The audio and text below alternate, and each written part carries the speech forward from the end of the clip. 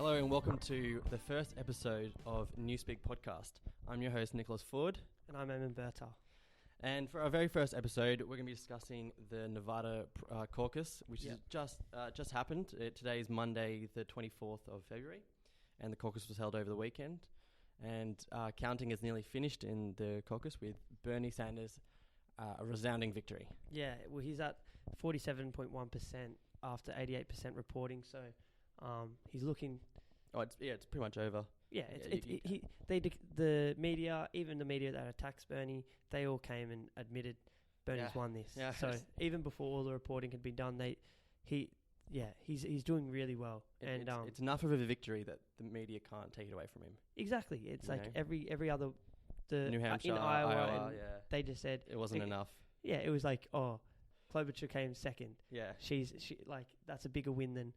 I saw a headline. That's a bigger win than first. I saw a headline from Reuters after it was Sanders. It was. They didn't mention Sanders. Buttigieg second, Klobuchar third. That was the headline. And it didn't mention Sanders. And I feel like they can attack him all they want, but he's got a good supporter base that will just get him through. And that's why I feel like he's done so well. He appealed to the...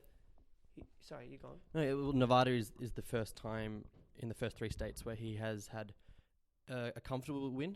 You know, he won by a few percent in New Hampshire. Yeah, and Buttigieg won by 1% in Iowa. Less than 1%. But he's won the majority. The popular vote. All three states. For all three states, and it's the first time ever. Yeah, exactly. So he's got. I feel like his campaign has appealed to everyone. He used to be questioned and attacked about only appealing to white young voters, but now he's appealed to Latino voters. He's appealed to black voters. He's appealed to a diverse set of community. Yeah, and that's an area that I feel Nevada's really shown that because Nevada's a very diverse state. Yeah. And so. He strengthened that, I feel, compared to other times when he's run for president or he's campaigned or whatever. And just one thing, Sanders, just a stat or whatever, it's just some facts to throw it at justify. Sanders is winning the men and women vote. He's winning whites and Latinos. He's winning voters aged 17 to 29, voters aged 30 to 44, voters aged 45 to 65, those with college degrees and those without, Liberal Democrats by quite a margin, and moderate and conservative voters by a narrow margin, and union and non-union households. So, is that the same? Does it say something for Joe Biden underneath that? Joe Biden's winning the black votes. Yeah, okay, yeah. But it was still quite a small percentage. I think it's 8%. Sanders is second in that.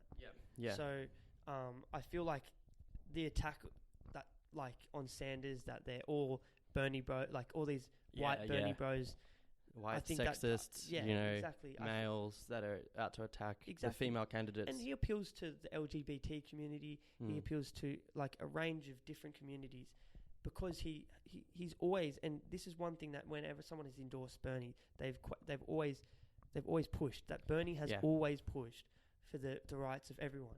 The civil rights movement, the women's rights movements. He's been there and done that. It's throughout the entire campaign so far, the amount of people that have said I'm not endorsing. I don't want another rich white male to lead the party. He's a sexist. He's not pro woman. I feel it's ridiculous. But then he's got the squad that has come out and endorsed him, AOC, Rashida Tlaib, Ilhan Omar, have all come out and endorsed Marianne Bernie. Williamson. Yep. He's and Marianne Williamson, she ran for president. She was in the primaries for the Democratic primaries, and she pulled out. But she endorsed Sanders. She was abstaining from endorsing anyone early on, but now she's... Yeah, no, I did see that. She didn't want to endorse someone because she believed that she wanted to have a good view. I thought she might have abstained for the whole time, but she obviously can, and she evidently has seen that Sanders has this good campaign enough to beat Trump. I feel like the best, it shouldn't be based on beating Trump. It should be based about policy, but this is about beating Trump. He's got such a big fan base in the Republicans, and he just came out with his highest approval rating by independents. So we need someone that appeals to those voters. Yeah. And what Marianne Williamson said, she said he won Iowa, he won New Hampshire, he won Nevada, and she compared the campaign to the civil rights and women's rights movements. So she's not saying that they're the same thing, but she's saying that the attack that the attack that they had is very similar, and the way that he's able to push through that and get through all these attacks and whatever to win Nevada by a massive margin. 47.1 is not it's small. Huge. It's more than the next three combined. Exactly. Huge. So it's something that should be people need to take notice. Yeah. As well, I actually saw something it was pretty funny of Marianne Williamson.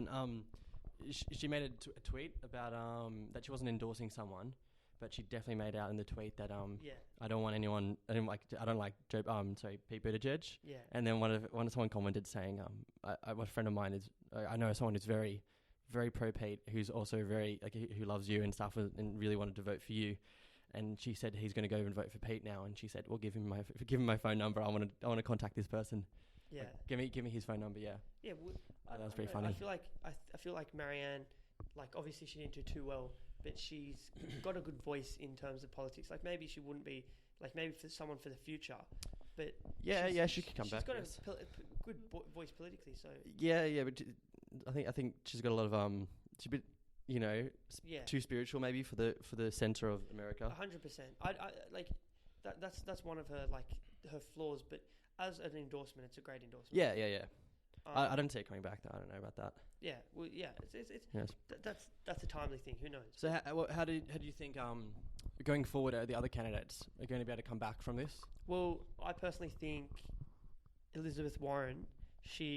I've read that she's close to going broke. So she at the start of her campaign and early on she shunned the super PACs, but now she's beginning to accept donations and go against her word. So I feel like that's my biggest flaw with Senator Warren, that she's doesn't really necessarily stick to her promises, and that's one of my biggest problems with her. I wonder if it's too late for people to start donating. So for PACs to start donating to Elizabeth Warren, because it will be too late though. Well, she doesn't have the resources. Do you think she has a shot at all again the candidate? No, absolutely not. I think really if you're a rich person, if you're a billionaire in America, you'd probably be thinking about funneling your money towards either Biden or Pete. Exactly. Because you're Bloomberg, but he's got his own money. So if you're a rich white person that's wanting to defend yourself against the Sanders, I'd be putting your money into Pete right now. Yeah, it's probably a weighted bet putting your money into Warren.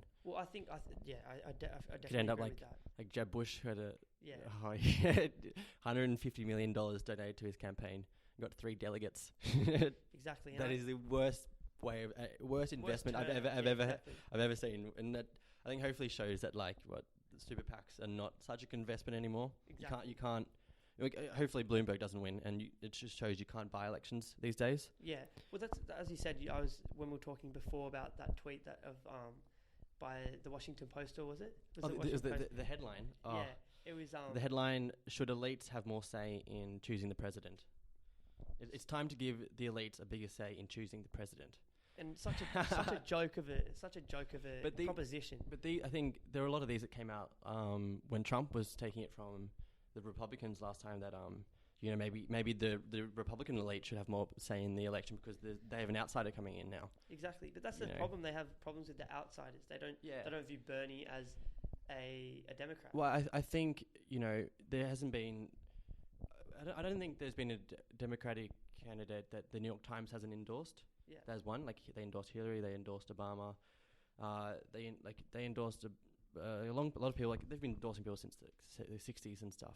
So, and I think the media establishment, like the New York Times, the Washington Post, these are well-off people that write articles about their opinions for a living, and they're being proven wrong now. For the first time ever, someone's going to take the candidacy, become the Democratic candidate that they didn't choose. Yeah, and so they're losing a lot of power. Yeah, in that situation.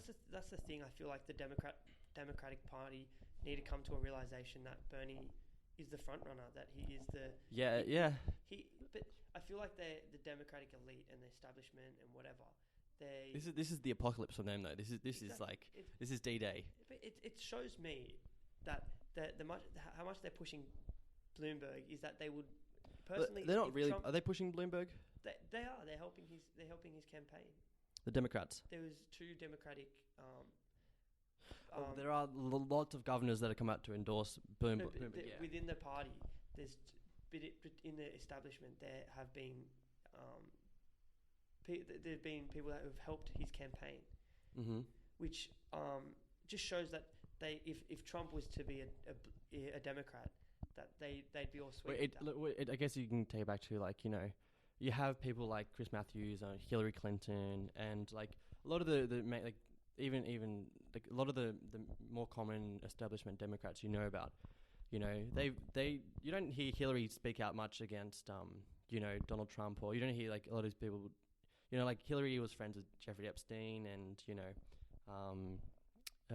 what's that guy from? He was the director that's getting sued. Harvey Weinstein. Like Hillary Clinton hangs out with a lot of really controversial people. Yeah, that's putting it lightly. But then you have Sanders on one hand, who is like literally has been fighting for the people since day one, and she has come out so strongly against him. Like she's actually like fighting to prevent him from getting the presidency. But you don't hear Hillary Clinton talking out against other really unsavory people in the US. Yeah, well, one of my favorite influencers, or I wouldn't very controversial role model, but one of my favorite, Malcolm X. He rest in peace. Rest in peace. He just recently. You watching the documentary? Yes, yeah. I am. Nice. It's a good documentary.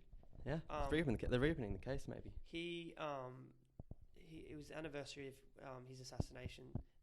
55 years. 55 years, and he said, I'll just quickly get up the quote.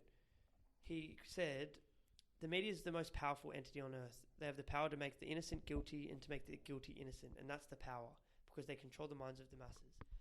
Where I think this comes into relevance, that's so relevant any day, any year. Exactly, but in particular with the Democratic race with Bernie, is that Bernie has been attacked by the media on countless occasions. You've got MSNBC, you've got CNN, everyone. I feel like, and this is a controversial thing to say, but Fox News has given Bernie more of a platform. Oh yeah. Than any of the left-wing media. Yep. Mediums. But it's strange that you hear people like Chris Matthews that come out, who's supposed to be on the left, and he says, "I'd rather vote for Trump than Bernie." And then you have people on Fox that are saying Bernie's being destroyed by the mainstream in CNN and MSNBC. So I do feel like so it's weird employed by the Fox to.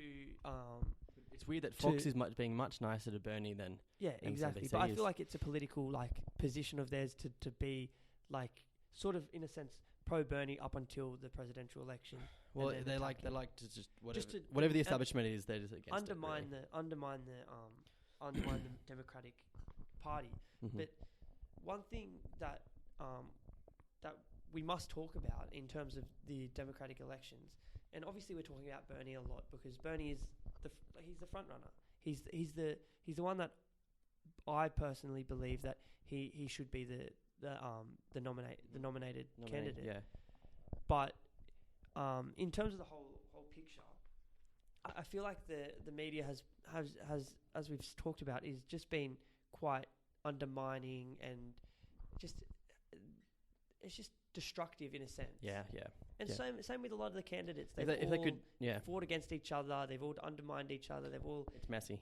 It's disgusting, I think. Okay. We should go back to something we were just talking about a moment ago. How do you think Mike Bloomberg went in the debate?